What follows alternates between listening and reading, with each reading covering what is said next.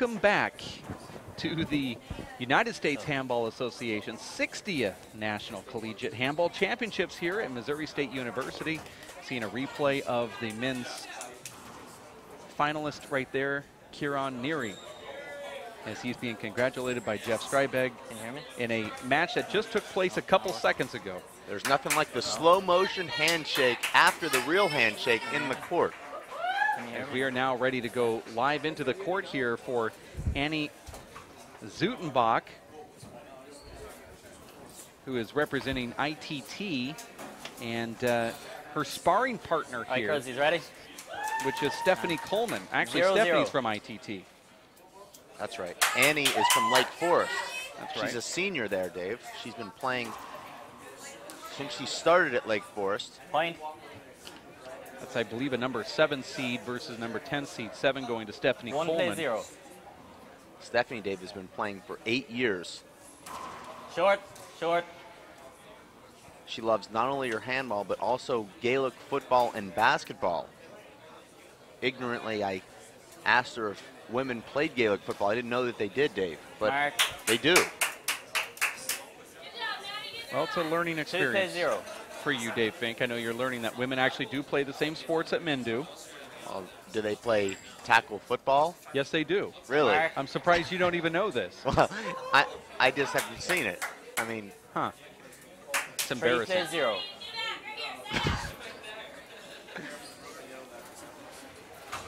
I'm embarrassed for you. Hmm. This is a Hand round of 16 match here 0 in the plays women's 3. D1 Open AB1 division is what they call it.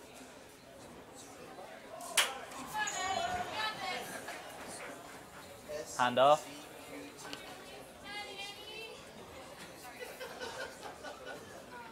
Three plays 0. Stephanie Coleman is serving. a very Mark. powerful serve from Stephanie. She keeps that right arm straight and drives the serve with a fist. 4 plays 0.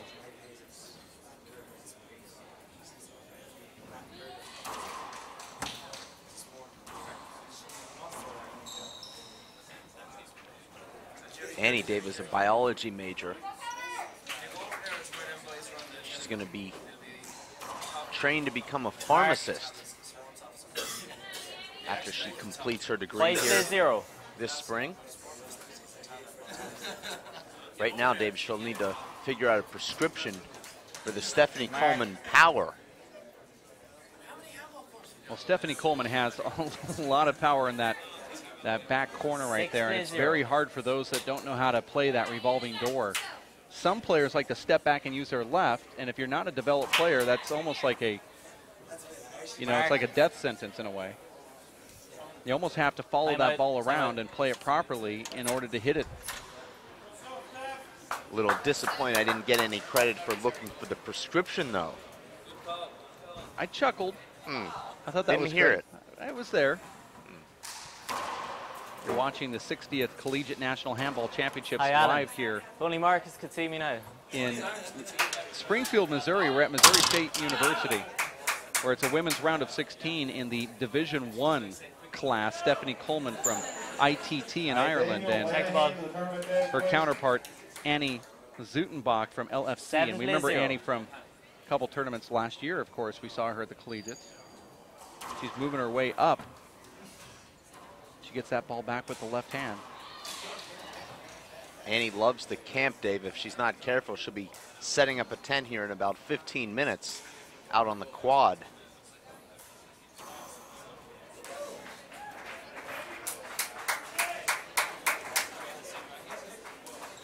Hand off. There's a miss hit right there from Coleman. 0 plays 7. You see Annie looking to her coach between points, Dave, for a little bit of encouragement, maybe some advice also. Is Coach Dow here? He's sitting right on the short line, the Hall of Famer. Oh, there he is. Okay. Hand off. Coach Dow, widely regarded as 7 plays 0. either number 1 or 2 of the greatest collegiate coaches of all time. I say arguably because I'm sure there could be an argument there if you want to bring in Pete Tyson's name or Tommy 8 plays Burnett, 0. who's hosting here. But of course, Dow has had some powerhouses, as some of those other programs have in the past. But don't forget the work that Paddy Gaffney does in Ireland. I don't. And that he's on my short list. I was going to have to bring his name up.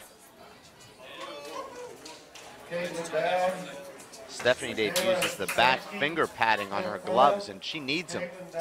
She wears that finger padding out with all these tremendous fish shots. 0 plays 8. I hear more court sounds, or excuse me, out of the court sounds than I hear in the court sounds through my headphones. There's that sound from inside the court there. Crowd out here is bustling. Sounds like winter time in downtown Springfield. I mean, so many people are in good moods and good spirits. I hear some of the players singing songs between matches. It's quite the experience at the collegiate national level. And these girls are pounding the ball. Do you hear that? Well, the collegiate nationals is Mardi Gras meets world-class competition. It's a party, but it's serious at the same time. Everybody's here to have a good time, but they're also here to passionately root for and play. Mark. 9 plays 0. Annie reminds me a little bit, Dave, of the Hen.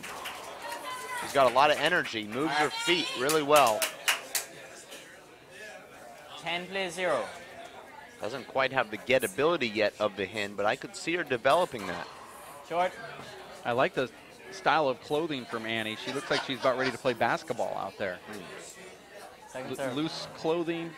She hasn't got the memo of what the pro women handball players wear or don't wear, I should say, on the court.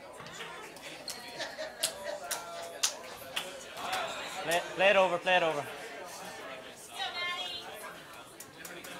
Which I think is actually probably a good thing. Glad she didn't get the memo. Stephanie Coleman serving the ball 9-0 versus Annie Szutenbach. Annie representing LFC and Stephanie from ITT. That's an amazing two-wall cross-court lob from Stephanie there, Dave. I know that you've taught that serve at some of your clinics. It's very effective. It's called the Mirage because when it hits the back wall, it just glides parallel with the back wall, almost impossible to return.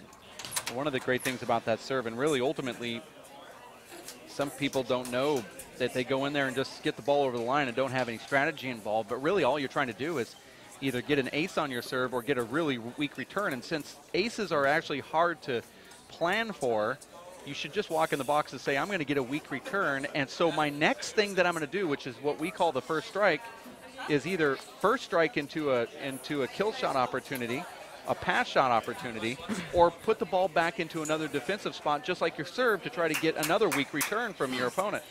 A lot of players go in there and say, well, I'm just getting the ball over the line. Sometimes I get a point. I don't really understand what I'm doing. But if you can say to yourself, I'm going to plan on getting a really good serve so I can attack the next shot. And if I don't have that opportunity, I'm going to put the ball right back into that same spot where it's going to be a defensive return again. Well, I really like the way you put that. Very well said. And when you go in there trying to hit aces, a lot of the times you're hitting short serves and serves that become setups because you're not relaxed. If you go in there expecting the serve to come back but looking for a setup, it takes a lot of pressure off that serve, and then you start hitting some aces. Hand off. Very well said, Mr. Vincent. 0 and yes, we've 12. regressed to that stage where we call each other Mr. now. Well, I got the memo on that. Mark. That ball was tracked down from Stephanie Coleman in the back corner, but she was unable to get it up now. 12. Well, I thought Stephanie was going to flip that into the back wall. I was thinking a punch fist to the back wall. She looks like she can pretty much do anything she wants to do in there. Tons of power. I would not be surprised, Dave, to see Annie make a comeback here. 12 plays 1. She's going to have to play better than that shot she just took with her left hand.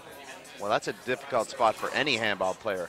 In that back left corner, hitting an overhand left. You just catch the ball from back there, Dave.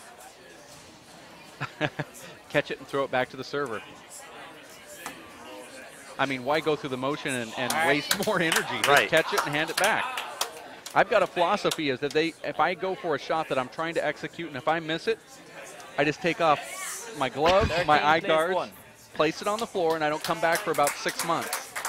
Currently, I'm on month number 3. And I start getting the bug. Play it over, play it over. That was a screen serve. Szutenbach gets the ball back. She probably would rather the referee let her play through that as opposed to that great serve that Coleman's been giving her that's sliding the back wall.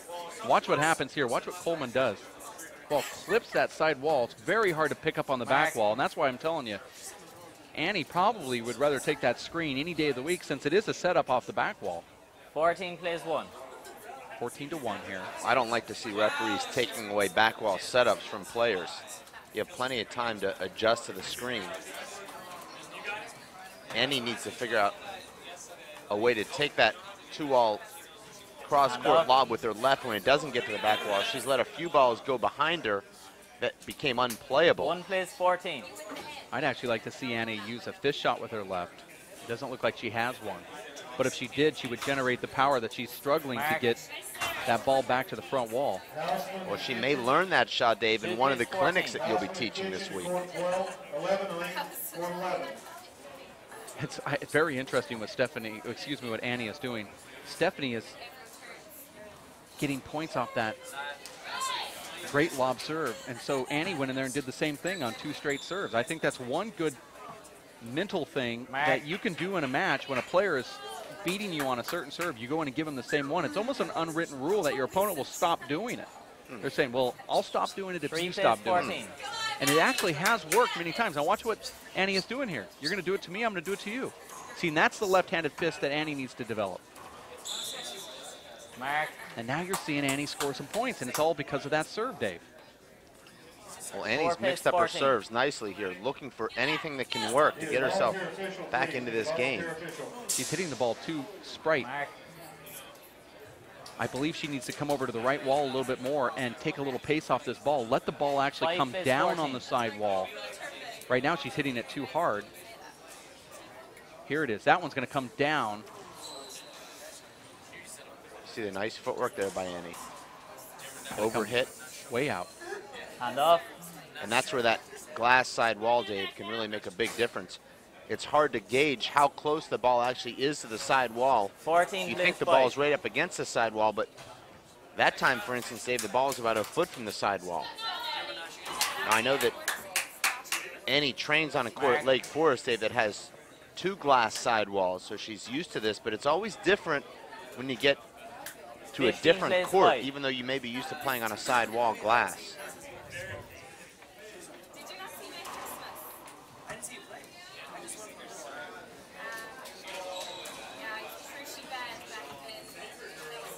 Annie thought about taking that out of the air around the short line, and she should have, as the ball got behind her, and she lost sight of it. 16 plays 5.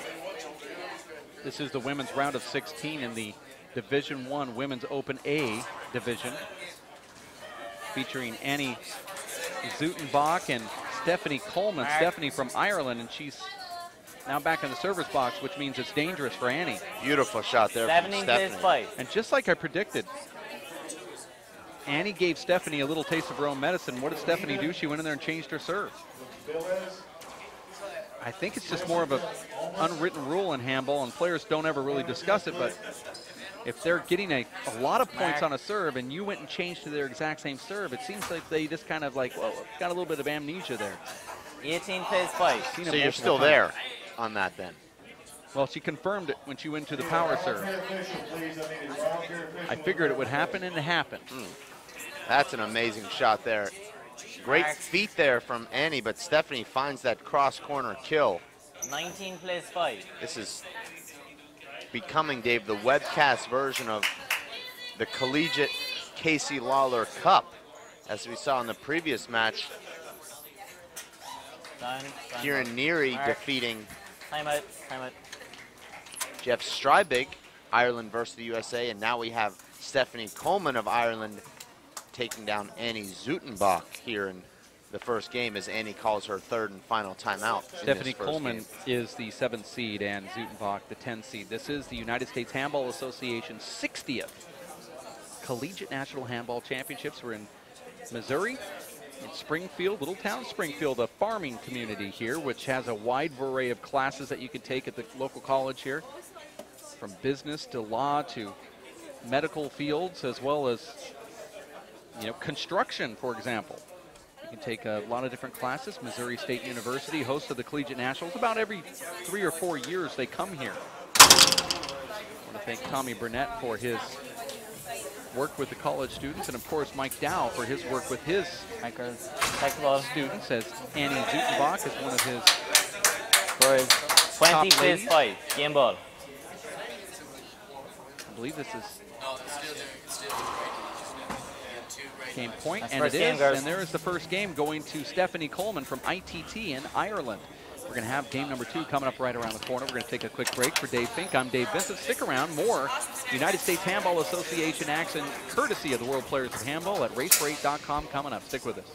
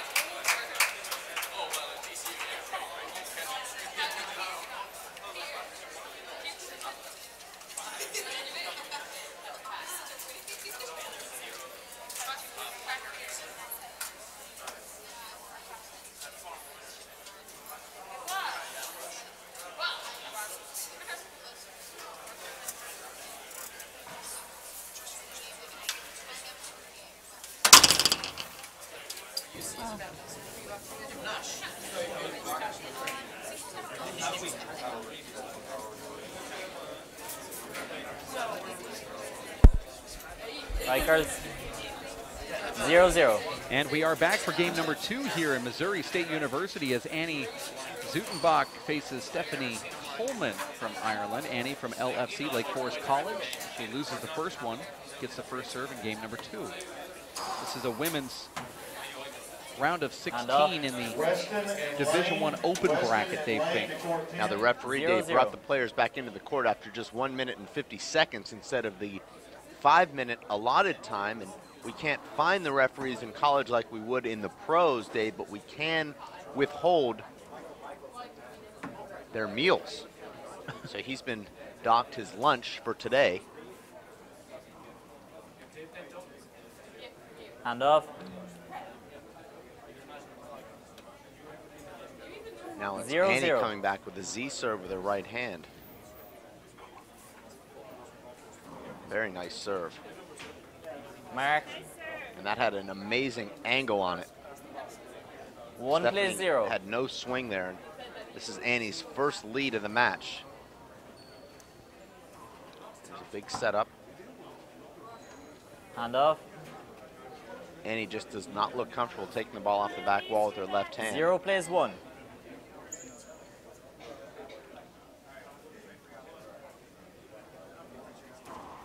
This is the serve that we saw Stephanie start in the Mark. beginning of the match, and that time it's a flat kill on the first strike from Stephanie Coleman. Together at 1. Really got low there, right in the server's box, and killed that ball front wall, side wall. Great shot.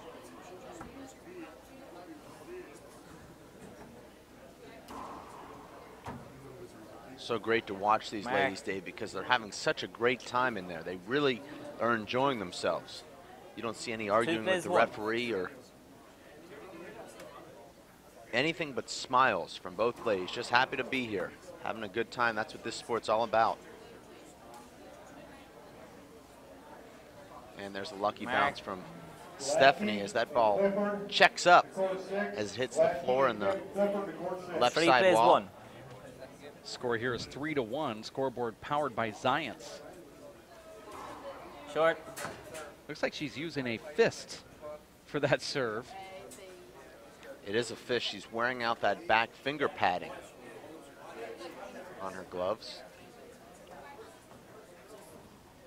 Such a good serve, Dave. How, as a player that's small and not a lot of power, will Annie be able to go around that revolving door and generate enough power with this very light women's ball that they're using to get it back to the front wall without being able to use a fist from back there? See how it's very difficult for her to get that ball back. What does she have to do? Is it footwork? Well, I'm not sure it has anything to do with height. She could take that ball on the way up with her left hand or plant herself and take that ball with the left hand and shoot it back into the left side wall and try and hit a 3-wall shot. And you see she just doesn't quite have the strength in that sidearm left swing. That's why she's letting a lot of these serves go behind her, trying to take them with her right. But the problem is once they go behind her and clip that back wall, Dave, the ball is virtually dead.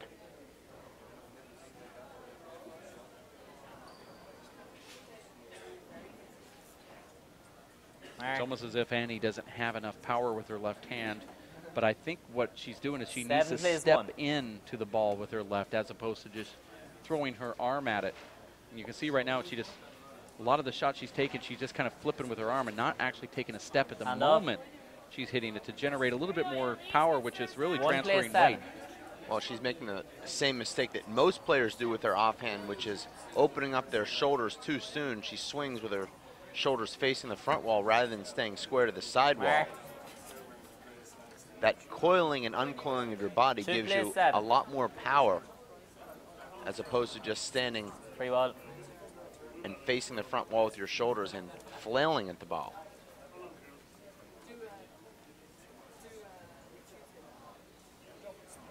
See how Stephanie steps in on that exact same serve. She doesn't want it to go to the back wall. She steps in with her left and paddles it back. I don't believe Annie has enough power to do that, so she's letting the ball develop, and it's handcuffing her. Hand off. Both of these ladies, great sportsmen, sportswomen. Great sportsmanship from 7 both. plays 2. Stephanie Coleman from ITT in Ireland. She's taken biology science, I believe, right? That's actually Annie that's taking biology and science. It's Stephanie majoring in sports science and health. All right. Her favorite player is Cooch. Name is Colin Cooper. I want to say hello to Cooch, who's listening back home across the pond. I mean, how could you not like Cooch?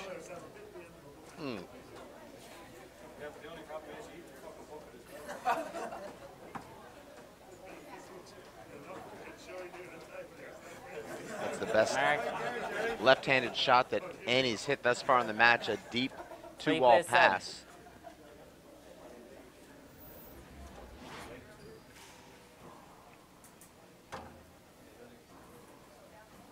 Gallery really quiet here, Dave, but there is a ton of student athletes watching. A nice play right there from Annie Szutenbach. Listen for the score here from the referee. Annie now serving. 4 plays 7. Now I like this position from her where she steps more toward the right. 4-7 is the score.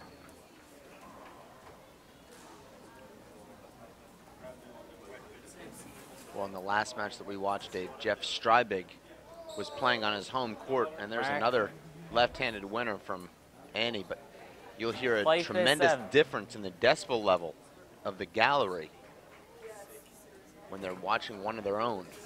And a lot of the students, Dave, and faculty and fans of Missouri State Handball come out to watch 6 plays 7.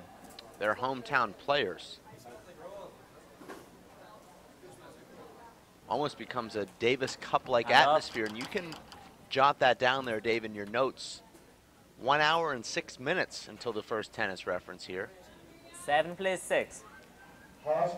You'll see when these Missouri State players play, it's a very partisan crowd, as it should be.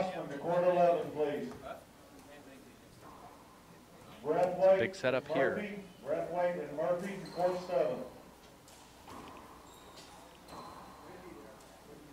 Nice power from Annie, but that's where her weakness is. That left hand over her head, especially on that left wall where it's really difficult to see. We may, Dave, 8 plays 6. be able to have our sideline reporter Ashley Muller, who's one of the top women pros in the world, go onto the court at some point during this weekend and talk to some of these women. A lot of these women, Dave, would be awestruck by a top 5 pro interviewing them, Dave. But as a producer, Dave Fink, you can just pull the trigger on that anytime. You say, Ashley? Well, as a producer, I asked the director if we have the capability, which I just did. Now that I know that we have the capability, Ashley will be going onto the court 9 at various points throughout this weekend. Ashley was just handed the microphone, the golden microphone. Beautiful shot. Look at that return, though, from Annie. But imagine, Dave, these women being interviewed by Ashley Muller. That'd be the equivalent of Carolyn Wozniacki going out onto the court and interviewing some of the college players. These girls watch Ashley, Dave, in awe on the webcast. And we'll have the opportunity to talk with her, maybe even pick her brain a little bit about what she does. 10 plays 6. What enabled her to go out last weekend, Dave, and nearly win the Salt Lake City Pro Stop. Ashley, of course, taking second place there. Mark. Thought that Annie would call a timeout there. Annie caught up 6-7. Now Coleman goes back 11 and plays gets 6. a 3-point run. Ashley Muller is going to take the microphone and her headset, and she's going to walk over to our lead camera operator, Omar Lemus. When I see that thumbs up from Omar, that means that Ashley's good to go. Some people use walkie-talkies. We just announce our instructions right over the air. We like to let you, the viewer, be part of what it is we're doing here. And mostly we like to look over at Omar and see if we can get him to smile at least once during the day. It's not easy, though, Dave. He's a straight-laced guy. Doesn't go for our shenanigans. Omar does not smile much. But we do appreciate the fact that you're smiling wherever you are at watching this live broadcast courtesy of the United States Handball Association. It is their 60th National Handball Championship. Does that include 1957 when Billy Gertz was handed his trophy in the parking lot? That's a different story altogether. One that we won't be getting into. Okay. On the collegiate level, this is the 60th. 12 plays 6. 11-6, Stephanie Coleman stepping in here. I like the serve that she has. Now, the difference between hers and the one that Annie is hitting is that Stephanie's is hitting up really high, but coming down slowly. Annie's putting too much pace on hers, and Stephanie's stepping in with the left-hand paddle to get the ball back. Now, watch what Annie does with her serve. She stands a little bit too far from the right wall. It's the same sort of thing, but she hits it too hard, Dave. See how Stephanie's able to take it out of the air. Well, Annie smacks the serve more, doesn't let the ball run through her hand. On this underhand lob, Dave, you really need to keep your hand cupped and let the ball run through your hand very softly, keeping that wrist very loose. Annie's wrist is too stiff when serving the serve. The ball doesn't stay in her hand long enough. Consequently, Dave, she doesn't pick up the right spin, doesn't generate the right angle. 12 plays 6.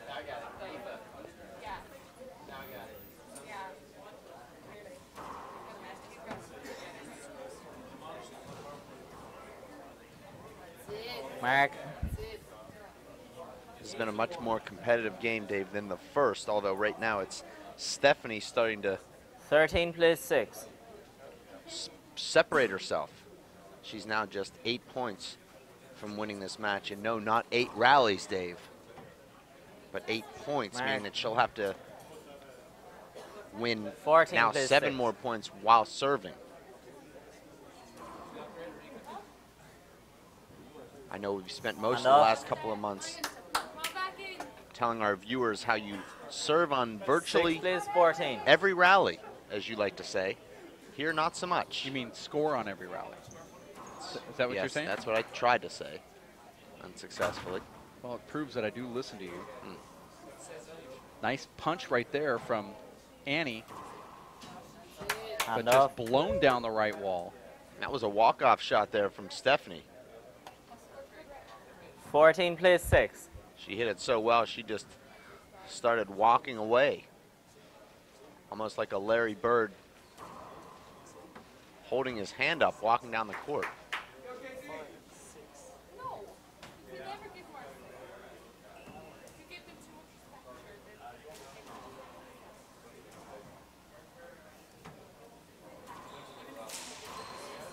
Great power there from Stephanie. Mark. Really loads up 15, please, 6. her lower body into that cross-court pass kill. You see Stephanie really gets her power from the ground up. Doesn't look to me that Annie gets her feet underneath her while she's swinging. 16, please, 6. She doesn't produce nearly the amount of power that she should. Quinteros, tournament desk, please. Quinteros from tournament desk.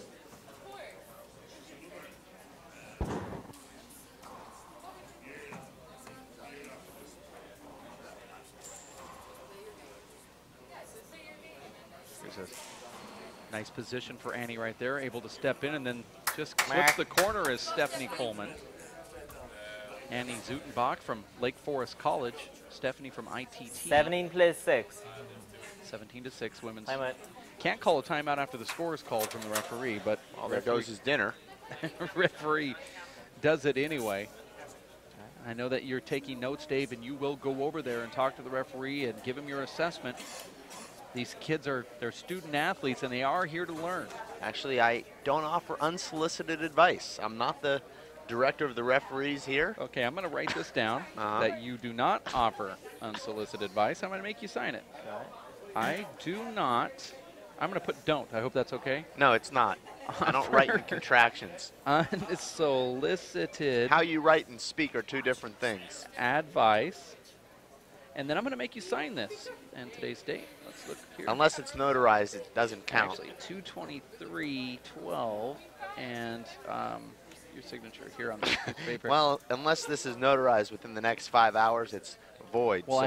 I have a witness. Brian Watson is here, and he's gonna sign it underneath there. Thank you very much. Anyway, we are watching the 60th United States Handball Association's Collegiate National Handball Championships here in Springfield, Missouri, where the women are on the main stage right now. In fact, we have a lot of women handball players today scheduled on this live broadcast, so make sure to stay tuned. Also, if you can, tell your friends and your family to tune in and watch for free today, just with an approved account, which is very easy. Just create a profile and just start watching. Racefor8.com. Mark. That looked like a volleyball spike, Dave, from Annie. 18, please, 6. Hit that ball straight into the ground. I believe with this very light ball, you have to just, like you said earlier, let the ball follow through your hand a little bit as opposed to making an impact that is violent. Well, at times you make that violent impact with this ball, you never know where it's going to go. I said that on the cross-court lob. I feel like you're better off smacking this ball, though, Dave, because it's so light. You generate a lot more power smacking this ball than you would a heavier ball during the rally. 20, please, 6. Game ball. Game point. Winner advances to the round of 8, and that looks like the winner is going to be Stephanie Coleman. She takes down Annie Szutenbach 21-6 in the second game here to close out game number 2. We're at the 60th United States Handball Association's Four-Wall National Handball Championships in Springfield, Missouri, as our sideline reporter Ashley Moeller is trying to get Stephanie on the court here, where we will have a quick interview. Ashley Moeller coming in from Tucson, Arizona, one of the top pros. And let's go courtside. Ashley? Thanks, Dave. Stephanie, we know that you came over from Ireland. How hard is it for you to adjust the time and everything here? The time, I find myself getting really tired in the middle of the day. And I kind of have to go, I want to go for a sleep, but like you're over here and you don't really want to go to bed, you want to keep playing handball. You know, it's hard food is different as well. So Well, you looked very comfortable in the court here, defeating your opponent quite easily. Look forward to seeing you play in the next round. thank you very much. I was, you know, it's my first time on webcast, and I was very nervous. I couldn't kill the ball because I was tension, but like my serves are pretty good, so that's what got me through it. All right, well, good luck the rest of the tournament. Thank you very much. Thank you very much, Ashley. You're right. You know, the serves were amazing, and out of all the serves that I've seen some of the top women players do, that's one that seems to be very effective, especially with this ball, the one that comes down on that side wall. The side wall here is made of glass, so you're not only looking, Dave, at a ball that is coming at you off that side wall, but you're also seeing its shadow going the opposite way. What is it like for these players to play on a side glass and have multiple shadows and your whole perspective is thrown off? Well, everything about this situation here, Dave, is nerve-wracking for these players because they're not only playing with this glass side wall, which does have some glare, but they're also looking into these live cameras, and none of these players have ever played before live on the internet. So that adds to the nervousness and anxiety as well, Dave, as this being a national championship. So you've got the glass side wall, you've got a national championship, and you've got the cameras. So I think whichever player, Dave, is able to manage their emotions best is going to have a huge advantage. Now, on top of that, too, you want to throw in the fact that there's a lot of us that are watching this live broadcast and travel maybe on business or go see families across the country, and when they get there, they just feel tired for 2 or 3 days. You look at what Ireland is doing. They have to fly all the way to the United States, and when they do that, it's the jet lag city here. You just can't overcome it. You heard Stephanie Coleman allude to it, that she feels tired in the middle of the day. Well, right now it's 6 o'clock in Ireland in the evening, and for some of these later matches that take place around 6 o'clock at night, it's like 2 or 3 in the morning, and so it must be very difficult for some of these players to have to deal with jet lag and the time zone change and all. You know, I mean, of course they're distracted with all of the students and the fun and the vibe that's here as well. Well, don't forget, Dave, that the Irish are used to playing in very cold and damp conditions. Even though they play indoor four-wall, the conditions inside the court, Dave, can be 35, 40 degrees, and it's got that heavy, wet air. Here they come in, the court to us feels just about right, 72 degrees, but to them it feels like about 120 degrees. So that's yet another adjustment, Dave, that they need to make. And as you know, when you go into a different kind of air, it's very difficult to breathe. And the Irish will have to contend with that as well, although, Dave, they don't seem like they've had too much problem adjusting here in the last couple of years, as they've won virtually everything on American soil. We are going to take a quick timeout. We'll have more action right around the corner here on the show court. We want you to stay close. It is the 60th United States Handball Association's four-wall collegiate national handball championships. More handball coming up in just a few minutes. Stick close here at raceforate.com.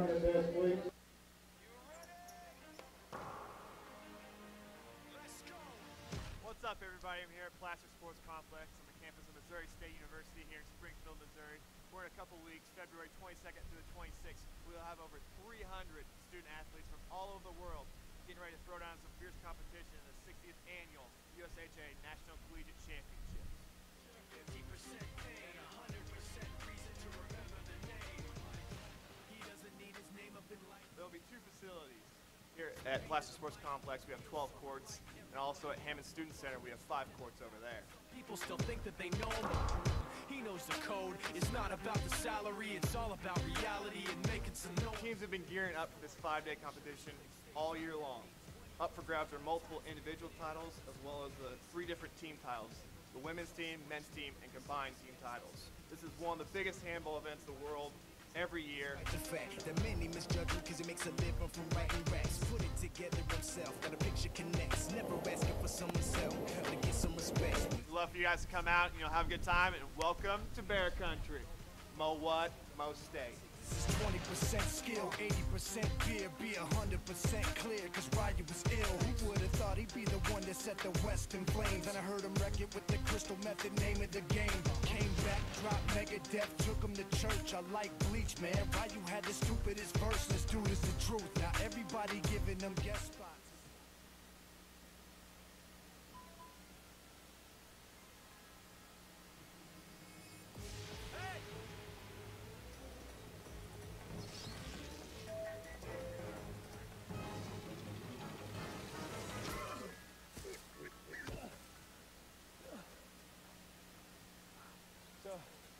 same time next week? Well, of course. Put away a few bucks, feel like $1 million. For free tips to help you save, go to Feed the Pig. Hello, I'm Bruce Fabrizio, inventor of Simple Green. Our non-toxic, biodegradable, all-purpose cleaner works great for cleaning.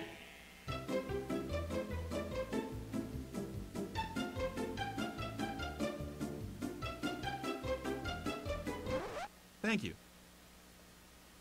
Non-toxic, biodegradable, Simple Green. It's great for cleaning.